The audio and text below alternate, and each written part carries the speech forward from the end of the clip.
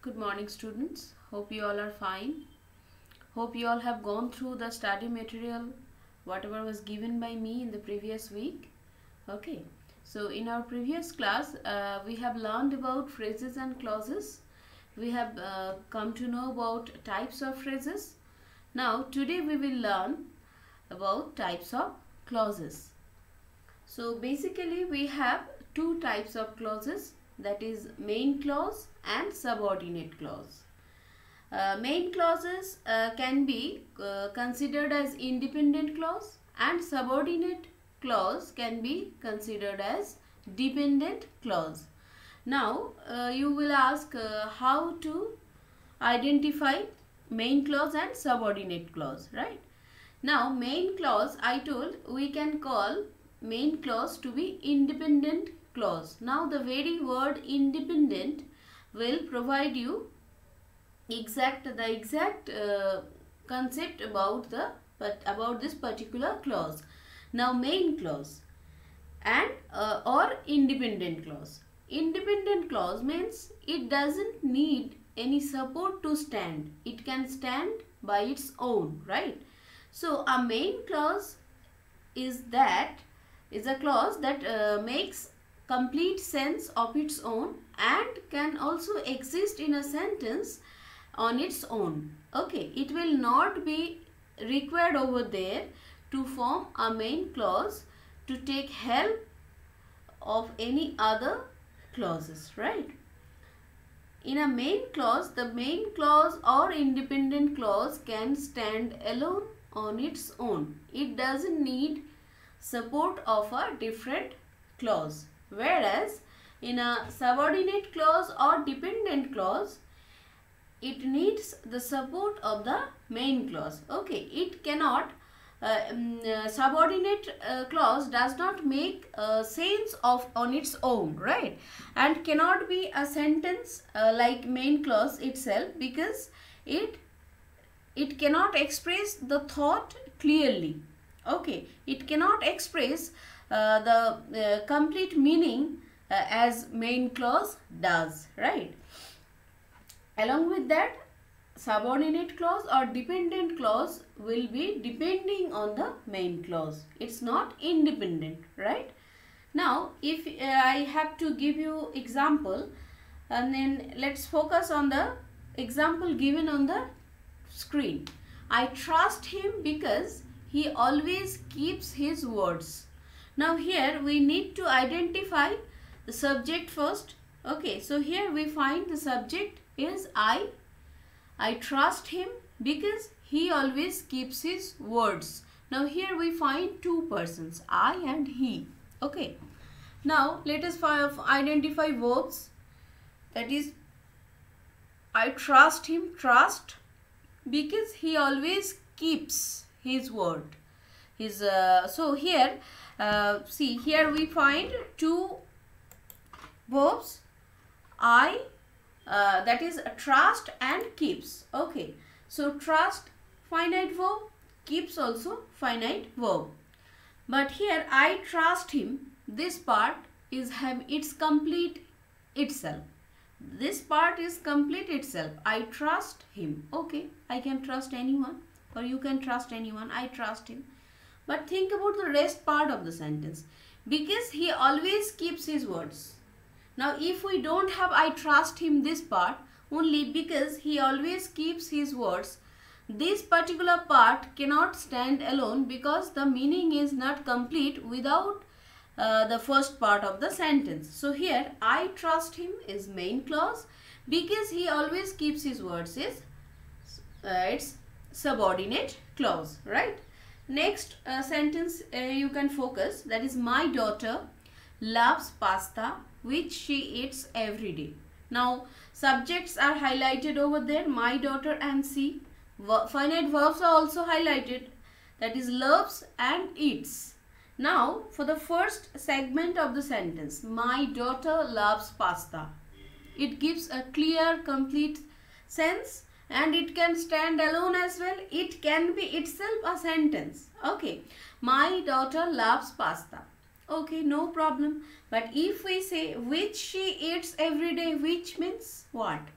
Now, my daughter loves pasta. This part, if we do not consider this part, suppose this part is not there, only which she eats every day. So if you read which she eats every day, does it provide you a complete sense? No. Yes. So here which she eats every day doesn't give us complete sense. Something is missing, something is incomplete, though the sentence is having subject, finite verb both, but the meaning cannot stand alone. It cannot be considered as independent because it depends on the first part of the sentence, that is, my daughter loves pasta. Now read the entire sentence. My daughter loves pasta which she eats every day. Now the sentence is clear, we can understand, but the second part cannot stand alone. So the first part which can stand on its own, that is independent clause, but whereas the second part that cannot stand, rather it depends on the first part of the sentence, that is subordinate clause. Now if one more example I give, that is internet shopping is very popular today because it is convenient. Now internet shopping is very popular today because it is convenient. Now think about the first part of the sentence. Internet shopping is very popular today. Okay, up to this part we don't have any problem, we can clearly understand the meaning. Okay, but if we do not consider first part, only the second part, because it is convenient. Because it is convenient, what is convenient? Meaning is not complete. That's why it's dependent on the first part. So the next part from because, we can consider it as subordinate clause, and the first part which can stand on its own, we can consider it as main clause, right?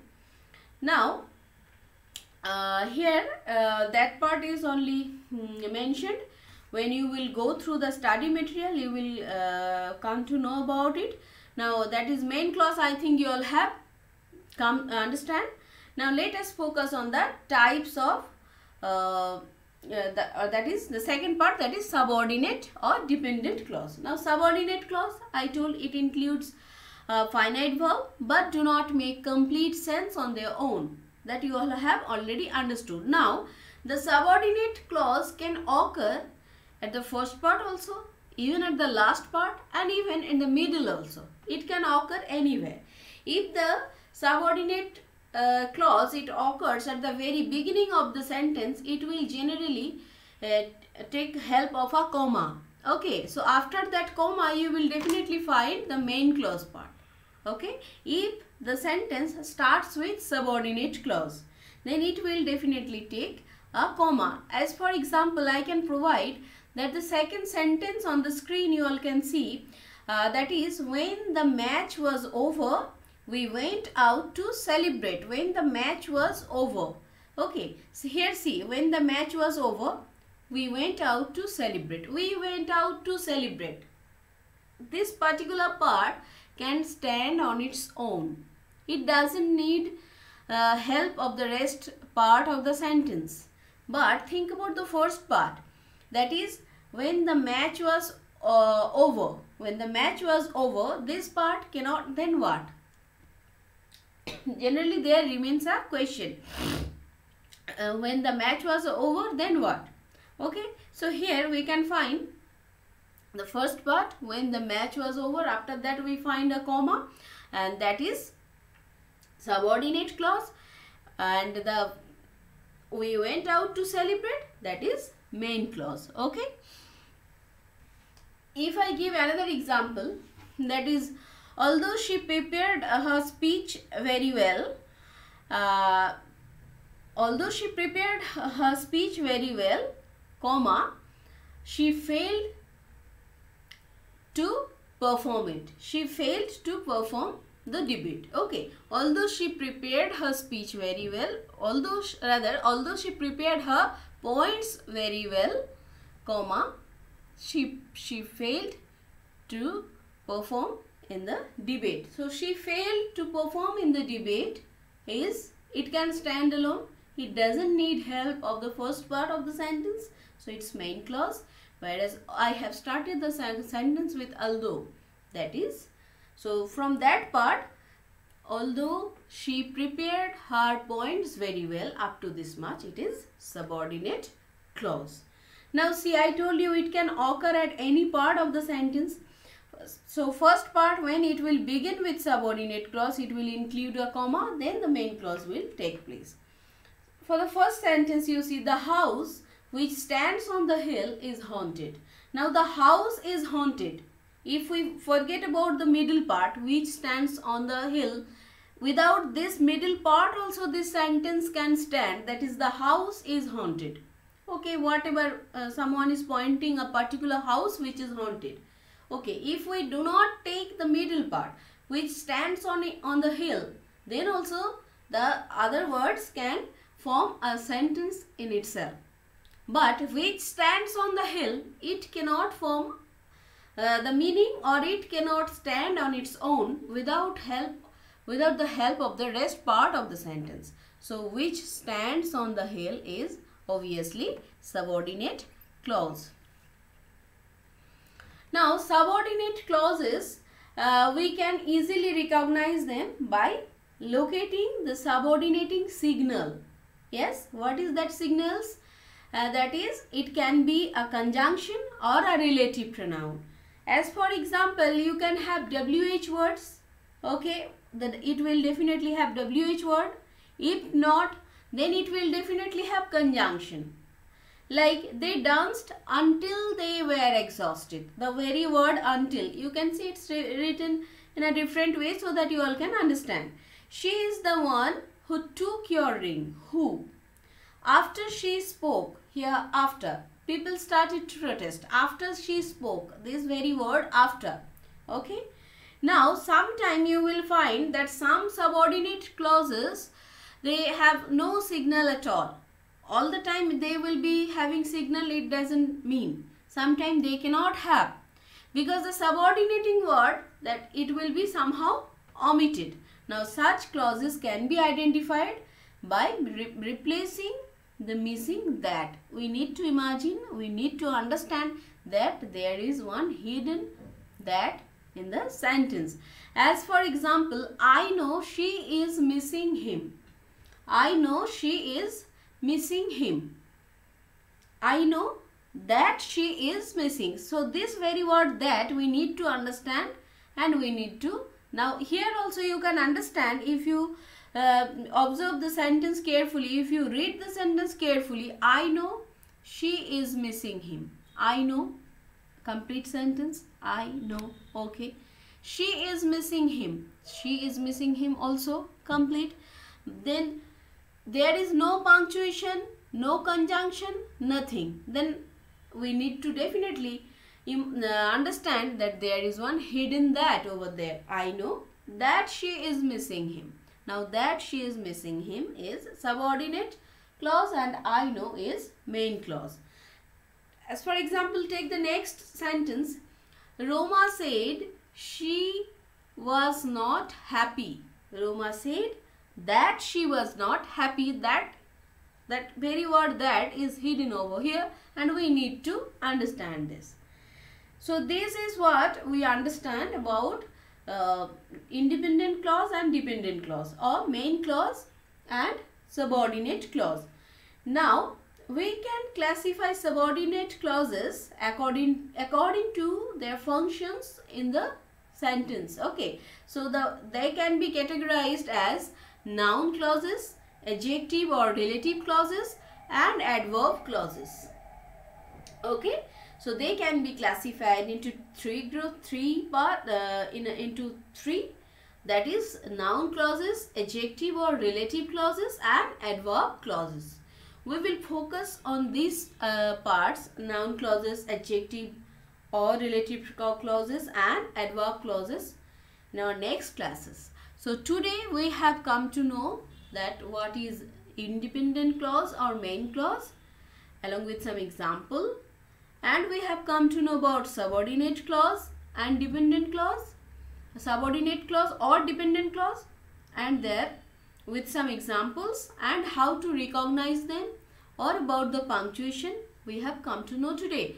I am going a bit slow because we don't have time on our hand, and we need to understand these parts too carefully.